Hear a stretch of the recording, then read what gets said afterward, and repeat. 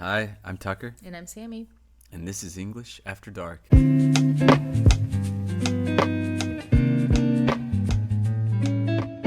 Today we're going to talk about what's going on in the world, or more specifically, what's going on here in Brazil. So, Sammy's hometown is a place called Manaus. It's the biggest city in the north of Brazil, in Amazonas, and it's one of the most important, probably the most important city on the Amazon River because it's the center of.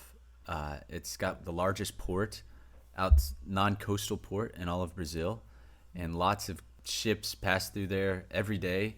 Huge ships, tanker ships, to transport goods and things to the Amazon region of Brazil, and then No, just so to give you guys perspective, because some of you might not know what Amazonas is or Manaus. It's just like that's very true. there's where a big part of the Amazon rainforest is. So basically, that's the importance of the area where I used to live. And what's going on right now in Manaus? Well, okay, so right now the forest has been burning, and it has been happening. This has been happening for over a month and a half, and just getting worse.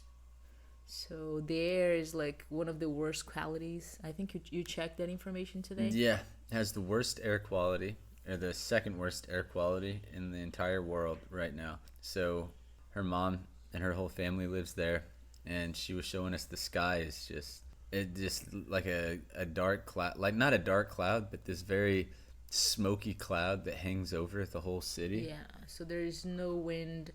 No, you don't. Hasn't been raining for over a month.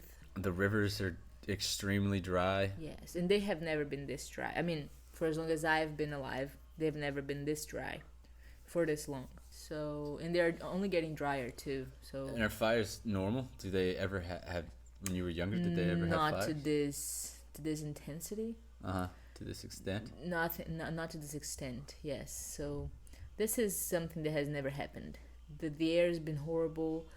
If you open your doors and are not using AC or some type of air purifier in your house, according to my family and friends, it's like you are by a grill and just smelling that smoke. And we actually are going to Manaus in not even 3 weeks, 2 weeks from Tuesday. So her mom had been telling us about this a few weeks, when it first started. I think a couple weeks ago, actually, she just mentioned that it was getting way worse. And you even checked the temperature too, right? Oh, when it was, No, these days. yeah. You said it was like 40, like the And that's Celsius, obviously. Probably most of yes. you guys are. Yeah. But yeah, and it's still very, I mean, it's always hot there, right? Oh yeah, it's always hot, but I don't think it's been this. What is the word? Like it feels like you're under a dome, or in an oven. Oven. I started looking at this about a week ago. I started reading about the fires, obviously hearing what your mom had said. And since it's been getting worse for 3 weeks, do you have any idea when they think they can contain it or Well, put it out? since this has never happened before, like this.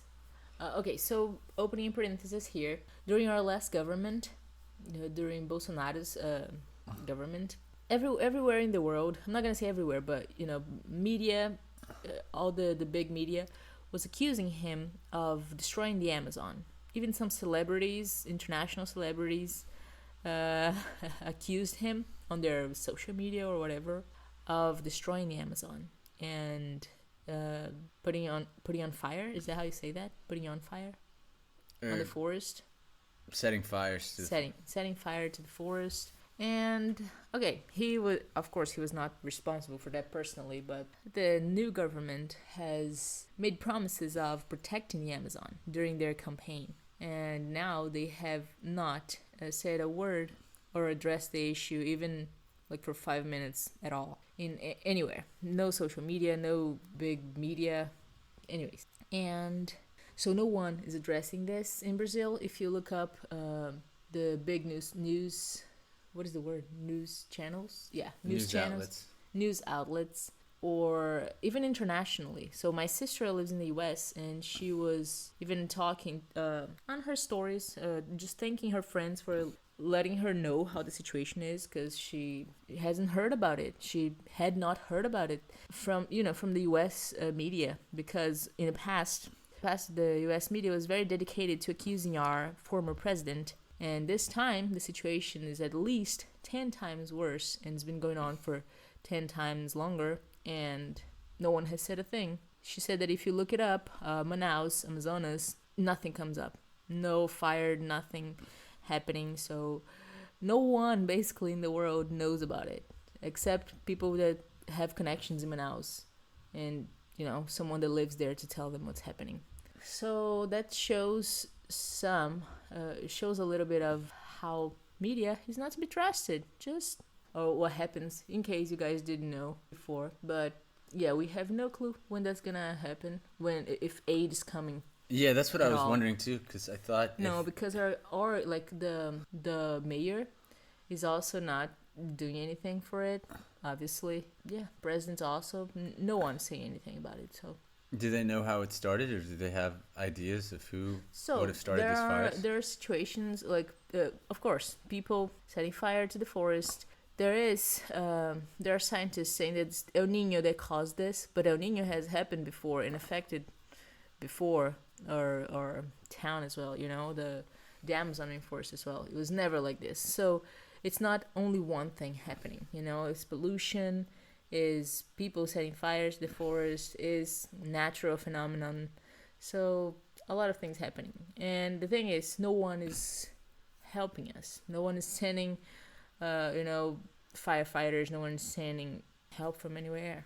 People are just like suffocating to death, basically. So that's what's going on. So right now they're just advising everybody to not get out of their houses. A lot of people are being released from their jobs, like not being released, but like being sent home for an indefinite amount of time, because they can't be out. So, and that's one of my friends that told me today. She works in a factory there, and she said that all the factories close to that area, hers included, the one she works at included, closing their doors for an indefinite amount of time, because the situation is just that bad. And also, medicine is not getting there for all the demand that they have right now. Yeah, just people that have asthma or some type of breathing problems are being advised not to do anything outside their houses, because there's basically nothing to do for them if they need help in any kind, in any form. So yes, that's something that we are not looking forward to when we're going there. So it's very sad. Hopefully that some of these fires will get taken out by the rain. It normally rains. It's not raining though. It hasn't been raining for over a month there. I know, but I mean, that's why I think it'll rain. Hopefully, eventually, right? I mean, yeah, depending on everything that's happening, I don't think it's gonna rain. Well, rain comes from the sky. Yeah, it comes from the sky, but the pollution and everything that's happening, and also this El Nino thing happening there, it's affecting the Amazon. This time of the month, we should have been having rain at a normal, like at least once a week or even more. But our rivers should not be dry. It should not be at all what they are now. So rain will come eventually, though. I mean, I'm not saying it will. I have no idea when it will come. I'm just saying it hasn't rained in a month. There will be rain. No, I don't doubt you. I'm just. I'm gonna cut. All right. So this is just like, maybe it's just us venting and showing our perspective of what's going on, because we have this trip that we were looking forward.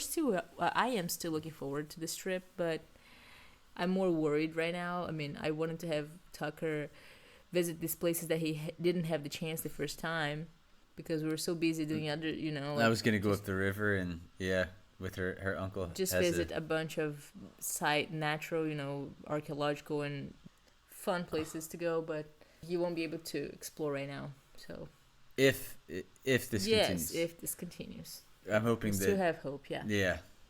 And for the Very sake of the slim, forest and the people, my goodness. Yeah, it's very sad.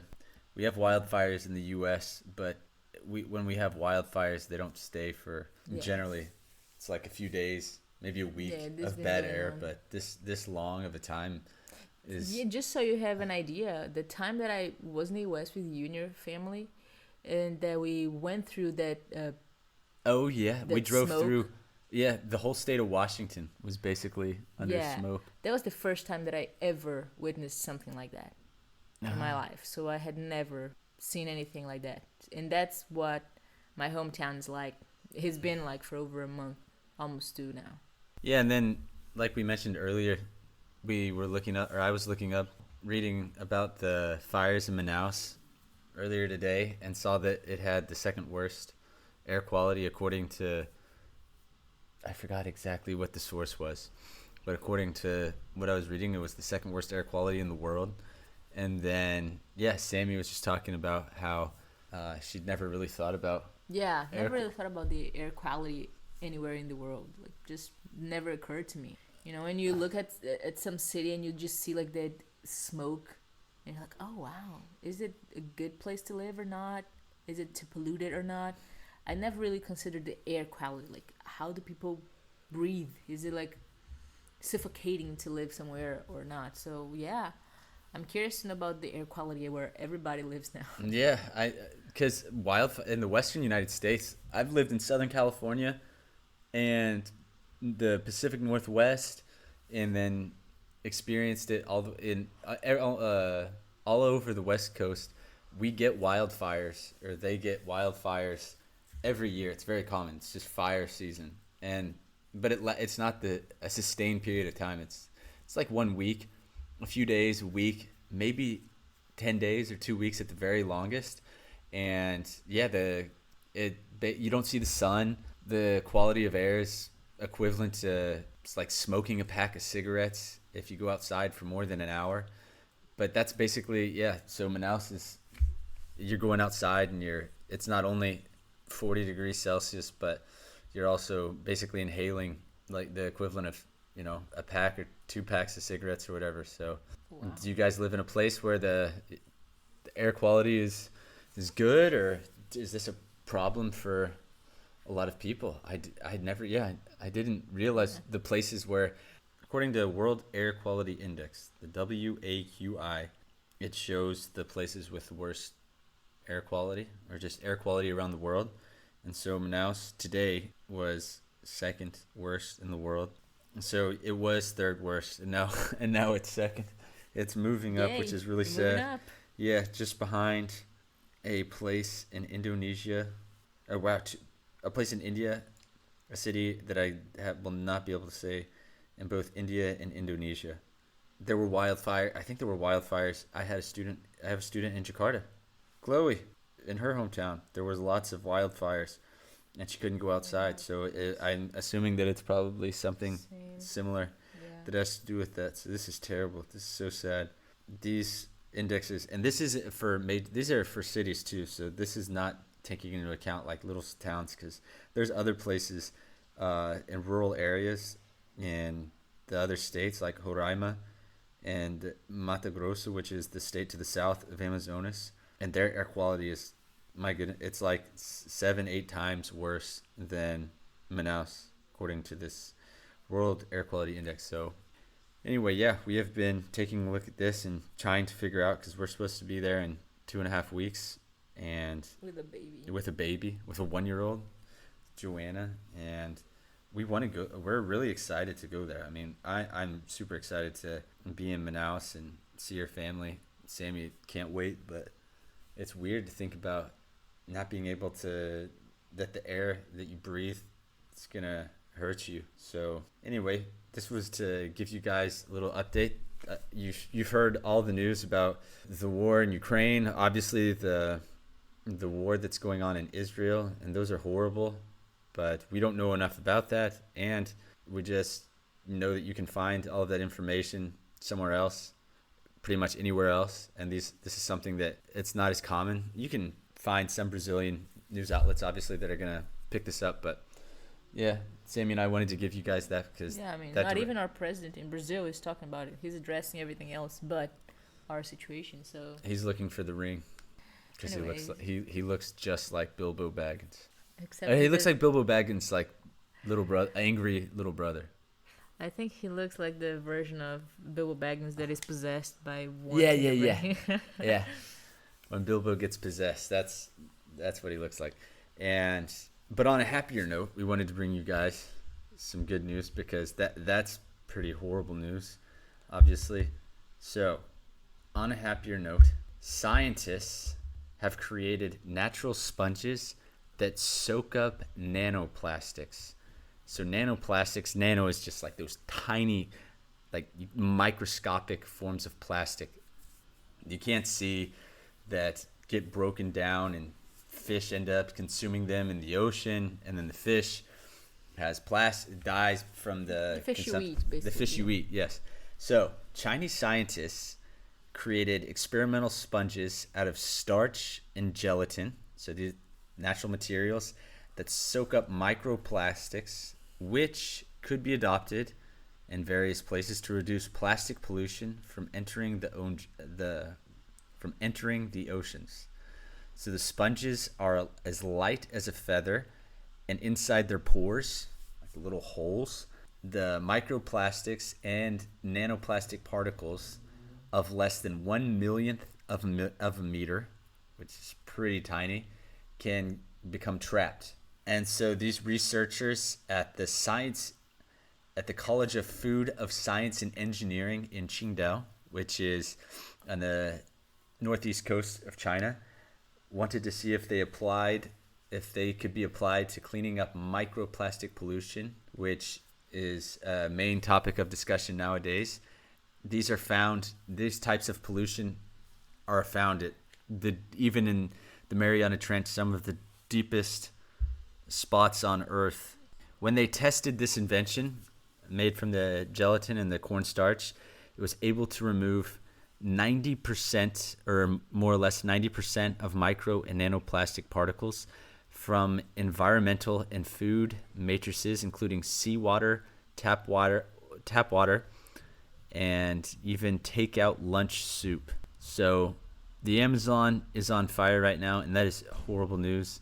However, scientists, and hopefully there will be rain, and the Brazil will be able to come together and put out the fires. But right now, scientists in China are working to create these sponges to get plastics out of the ocean. So that's slightly happier news, and probably something that you haven't heard about either. So we wanted to find you guys some good news. And if you are one of those people like us who don't want to read the major media outlet because everything is blood and death and horrible things, this one, I found this article about the scientists who created this on goodnewsnetwork.org. So they only talk about good news.